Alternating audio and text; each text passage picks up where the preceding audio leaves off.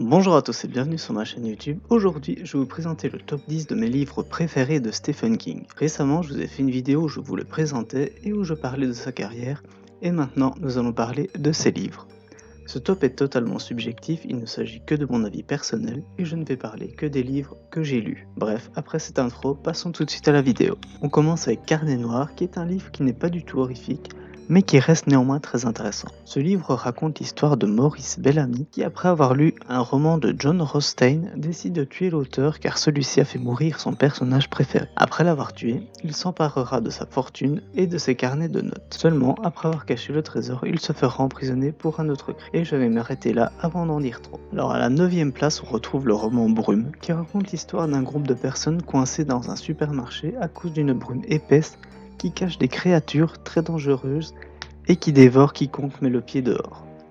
Le roman est sorti en 1980 et a été adapté en film en 2007.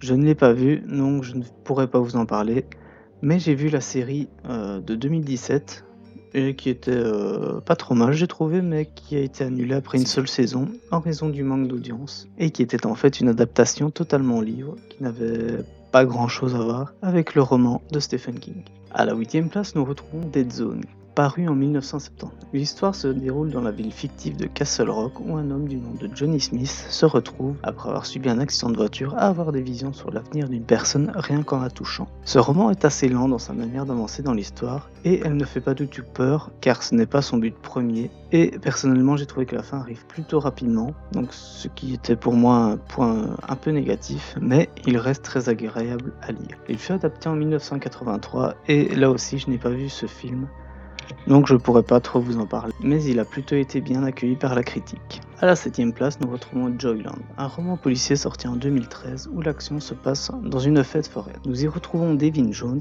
un étudiant qui travaille l'été dans un parc d'attractions et qui va découvrir des histoires de fantômes.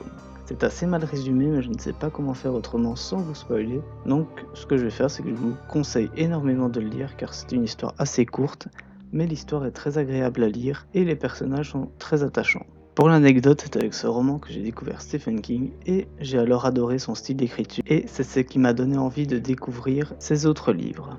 À la 6e place, nous retrouvons une histoire qui ne tient pas de l'horreur mais qui est une histoire plutôt fantastique, j'ai nommé La Ligne Verte. Le roman est sorti en 1996 et raconte l'histoire de John Caffey qui va se faire emprisonner à tort et condamné à mort. Ce livre est un chef-d'œuvre et il a aussi été adapté en film en 1929 qui est lui aussi un chef-d'œuvre. Et je ne pense pas qu'une personne sur Terre ne l'a pas vu, donc c'est à lire et à voir absolument.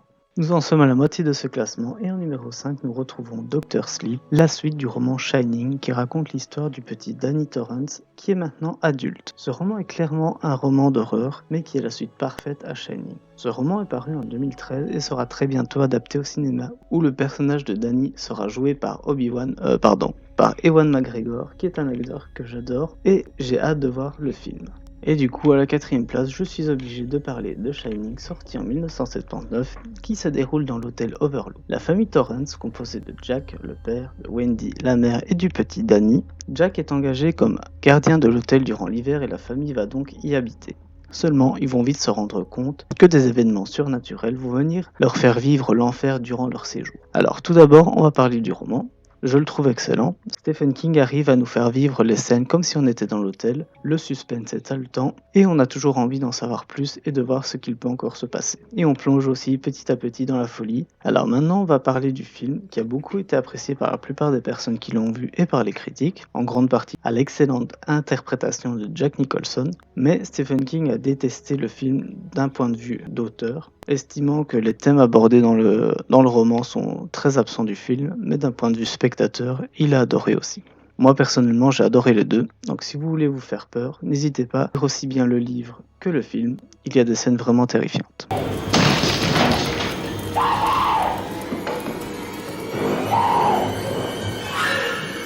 Here's Johnny. Alors, nous voici sur le podium et à la 3e place, nous retrouvons Cimetière. Le livre est paru en 1983 et a été adapté 2 fois au cinéma. La première fois en 1989 et la deuxième fois tout récemment en 2019.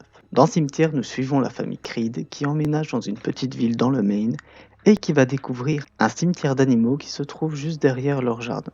C'est un très léger résumé, mais je ne peux pas en dire plus sinon je vais finir par tout dévoiler. ce qui serait bête. Pour faire court, la version de 1989, je ne l'ai pas vue, donc je ne vais rien savoir dire dessus. Mais j'ai vu la version de 2019 tout récemment et j'ai adoré le film. Le film il prend bien le temps d'installer l'ambiance et fait un peu peur par moments. Ce qui est un peu récurrent dans les livres de Stephen King, l'ambiance est d'abord mise et les événements s'enchaînent petit à petit, donc ça, j'ai adoré. Et pour finir, le livre, il est excellent, mais ce que j'ai trouvé, c'est qu'à certains moments, c'est un peu long et un peu inintéressant, mais sinon, il est vraiment excellent. C'est pour ça qu'il est à la 3e place. Alors, à la 2e place, nous retrouvons Carrie.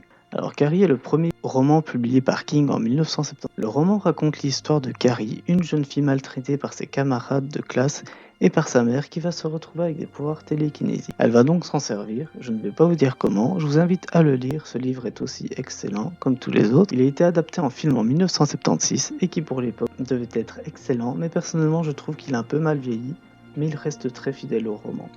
Celui-là, je l'ai vu et je peux vous dire qu'il est très très bien, donc je vous le conseille aussi. Et il fut l'objet d'un remake en 2013 que je n'ai pas vu, mais que je compte bientôt voir.